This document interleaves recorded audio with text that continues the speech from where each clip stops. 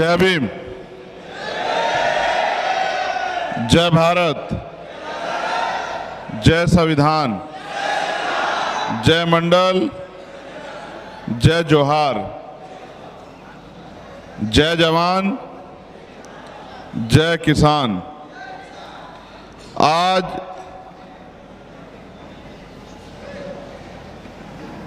तुलजापुर विधानसभा में भाई प्रहलाद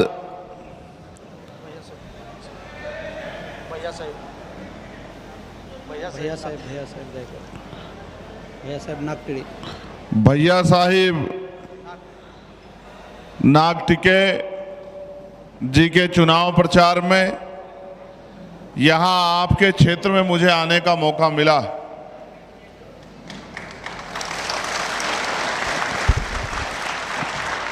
ये सच है कि ये आपका प्यार और यहाँ पे हमारे साथियों की मेहनत ही थी जिसकी वजह से मैं यहाँ आया, वरना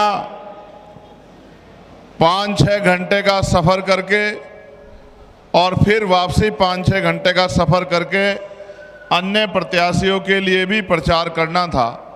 लेकिन क्योंकि आपने यहाँ मेहनत की है, मेहनत करके ताकत बनाई है, उसमें थोड़ा बहुत योगदान मेरा भी हो जाए, इसलिए मैं यहाँ पर आया हूँ। जब मैं यहाँ से जाऊँगा तो हमारे 2-2 प्रत्याशियों की सभा पुणे में है, वहाँ जाके उनके लिए भी प्रचार का काम मुझे करना है। इसलिए मैं 1-1 मिनट को बचाने का प्रयास करता हूँ। सच तो ये है कि आज मैं चुनावी बात कम और आपको तैयार करने की ज़्यादा करूँगा। सम्मानित साथियों, मैं अपनी बात को शुरू करते हुए समय समय पे भारत की धरती पे जन्मे सभी संतों, गुरुओं और महान पुरुषों को नमन करता हूँ। उनमें भी राष्ट्रपिता ज्योतिबा फूले, छत्रपति साहू जी महाराज, छत्रपति शिवाजी राजे, माँ जीजाबाई, संत तुकाराम, संत गाडगे जी महाराज, नारायणा गुरु, मान्यवर साहब श्री काशीराम और करोड़ों करोड़ों देशवासियों को, महिलाओं को इज्जत की जिंदगी दिलाने वाले, भारत को संविधान देने वाले डॉक्टर बाबा साहब अम्बेडकर को मैं आज याद करता हूँ। मैं समझता हूँ कि भैया साहब नागटिके अपने काम को जिम्मेदारी से कर रहे हैं, लेकिन कोई भी अकेला व्यक्ति कामयाब नहीं हो सकता, क्योंकि ये लोकतंत्र है, लोकशाही है। लोकशाही में तो लोगों को तैयार करना पड़ता है।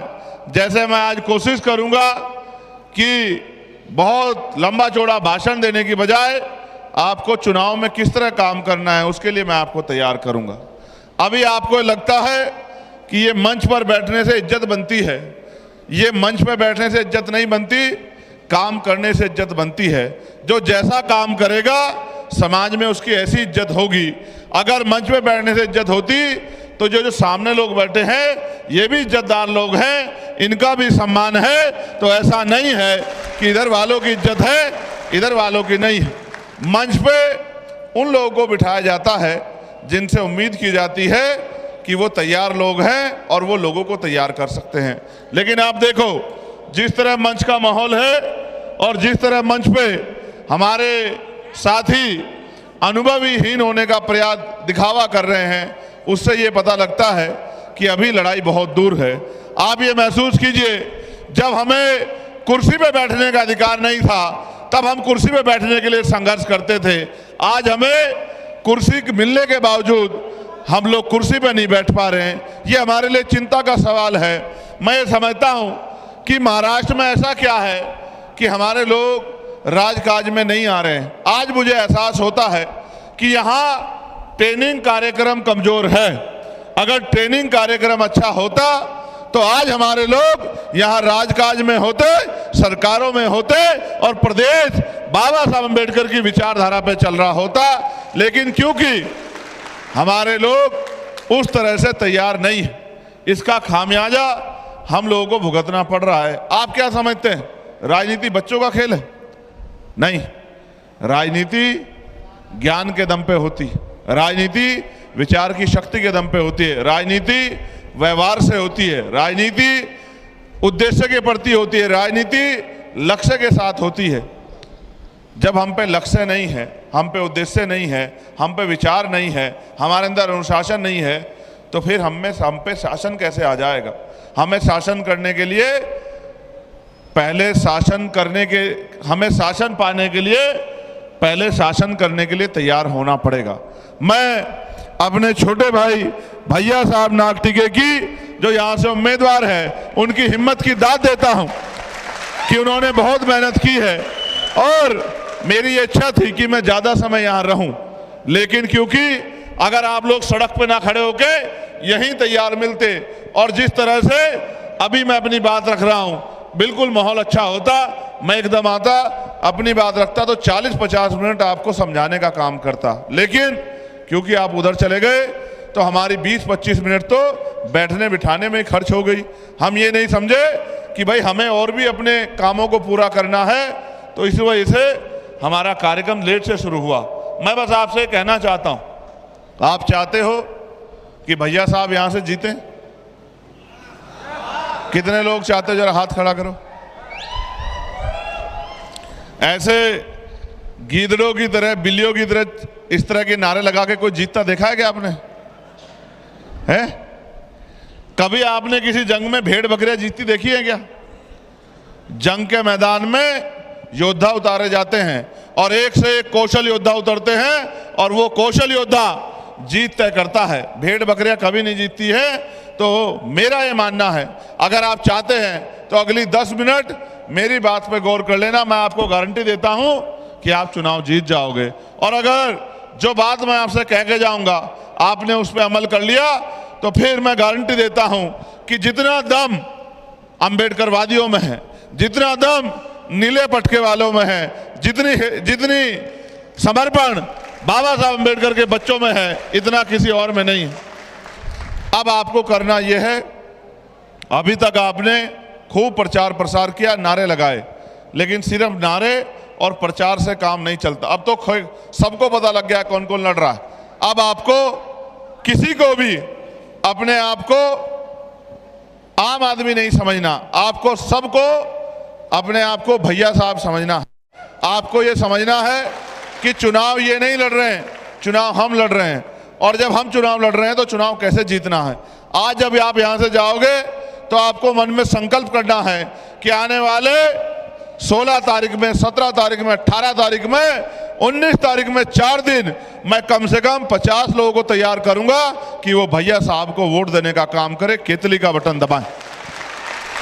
उसके लिए आपको 10-12 घंटे काम करने की जरूरत नहीं है। अगर आप ईमानदार से 2 घंटे काम भी कर लोगे, मैं ये भी जानता हूं कि हमारे लोगों को अपने घर चलाने के लिए मेहनत मजदूरी भी करनी पड़ती है, अपने छोटे छोटे कारोबार भी करने पड़ते हैं। ये सत्य नहीं है कि दूसरे पैसे वालों की तरह हम लोग 24 घंटे राजनीति कर सकते हैं, लेकिन नहीं, अगर हम 2 घंटे भी ईमानदारी से काम करें और अपनी गली में निकल के अपने बूथ पे जितने लोग आते हैं, एक बूथ पे 800-900 लोग आते हैं, हम अपने एक एक बूथ पे जाके घर घर जाके इस तरह से ये जो पर्चा है, ये पर्चा ले जाके और हर घर में जाके कहें कि आपने अब तक जिसको मौका दिया उसने वोट ली और चुनाव के बाद कभी आपको देखने को नहीं मिला। और तो और सुनो, ये तो धन्यवाद दो बाबा साहब अंबेडकर को कि उन्होंने हमें वोट की शक्ति दी है।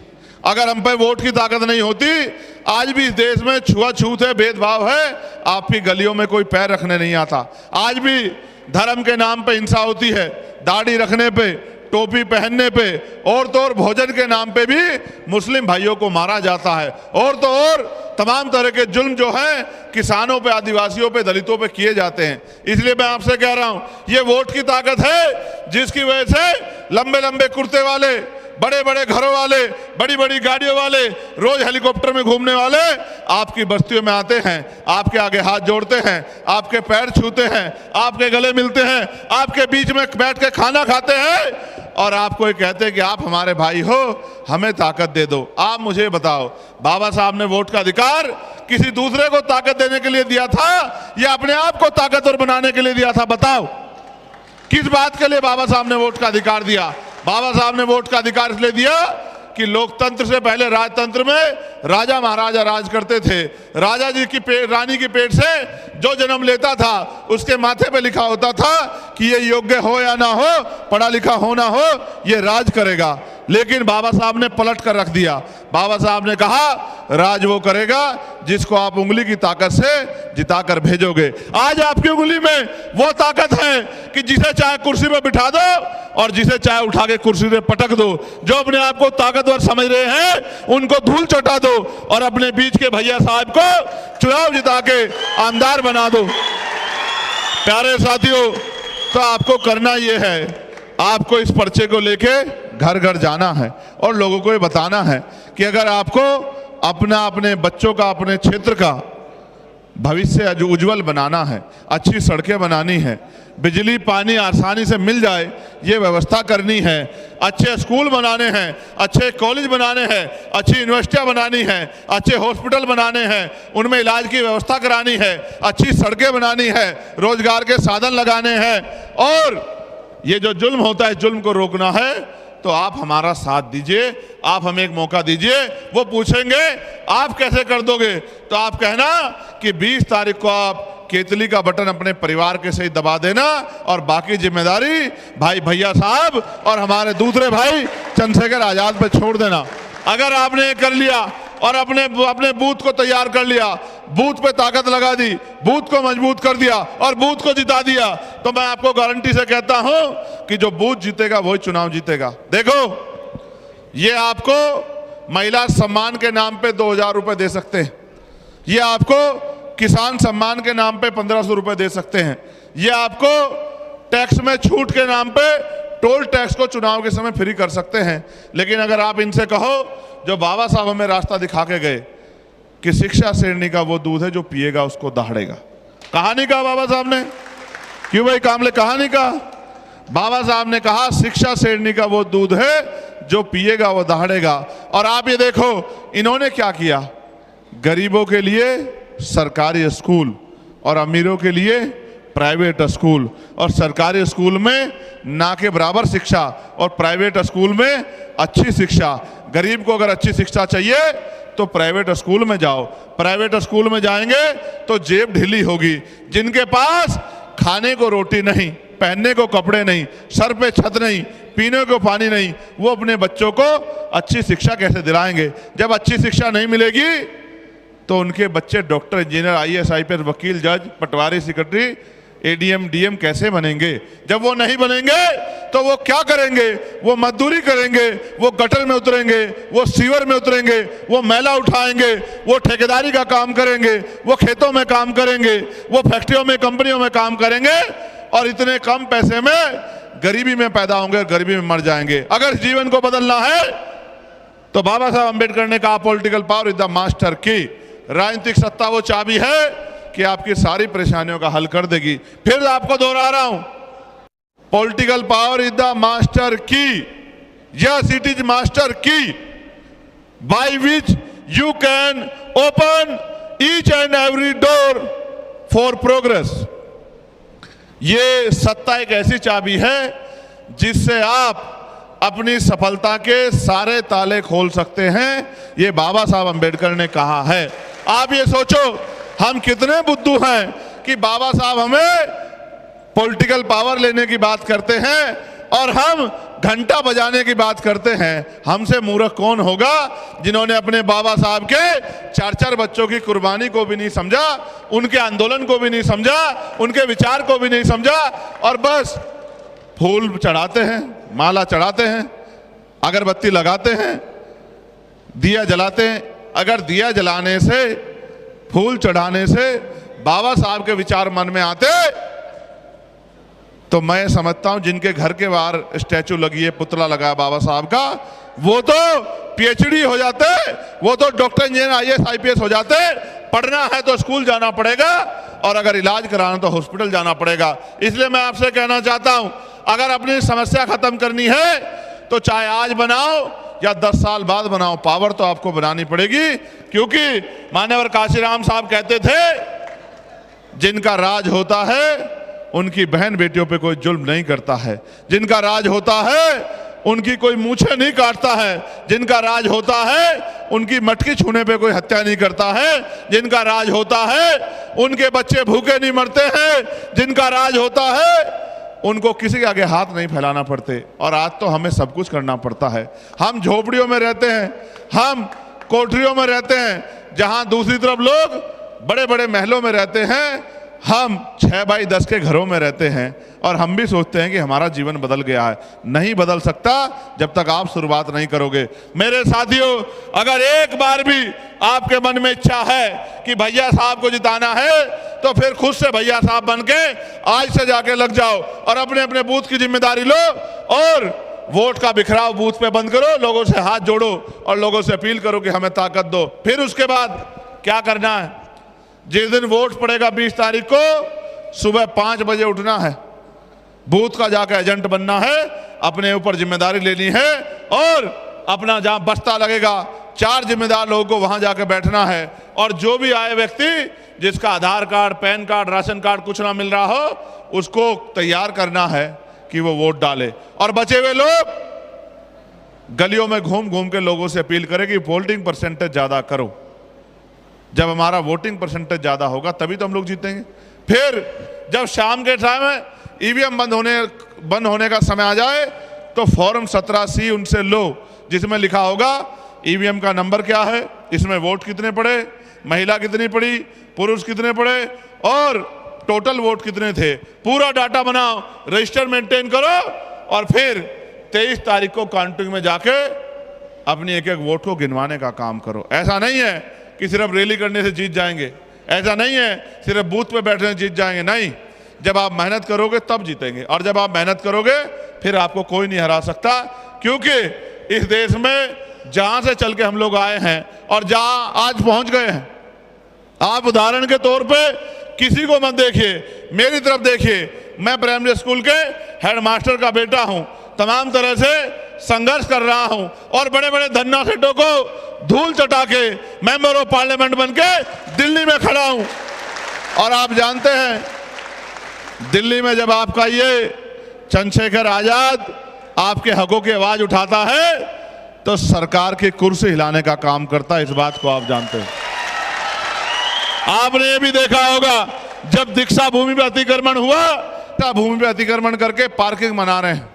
मैंने कहा कोई बात नहीं, मैंने केंद्र की सरकार को पार्लियामेंट में कहा कि दीक्षा भूमि हमारा गौरव है, अगर दीक्षा भूमि से किसने छेड़खानी करी, क्योंकि आपकी मिलीजुली सरकार है, तो आप याद रखना सरकार की ईंट से ईंट बजा देंगे। और सरकार को अपना फैसला वापस लेना पड़ा।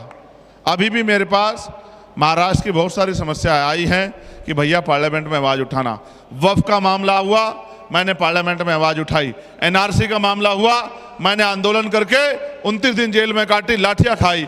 मौलाना कलीम साहब का मामला हुआ, तबलीगी जमात के लोगों को सताया गया, जेल में बंद कर दिया गया, झूठे आरोप लगा के उनको जेल से निकालने की लड़ाई हम लोगों ने लड़ी। हमने हमेशा जब भी किसी पे जुल्म हुआ सबकी लड़ाई लड़ने का काम किया। किसान भाइयों की 13 महीने लड़ाई लड़ी, पहलवान बेटियों की लड़ाई लड़ी। लेकिन हमने सीखा किससे? हमने बाबा साहब अम्बेडकर से सीखा कि अन्याय के खिलाफ लड़ना चाहिए। जुल्म करने वाले से जुल्म सहने वाला ज्यादा दोषी होता है।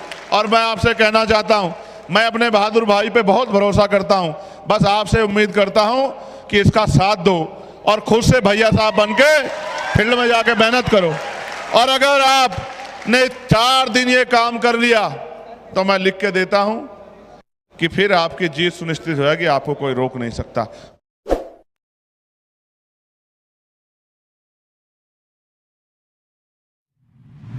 ताजे अपडेट्स मिळवण्यासाठी सिटी न्यूजला सबस्क्राइब करा आणि बेल आयकॉनला क्लिक करा।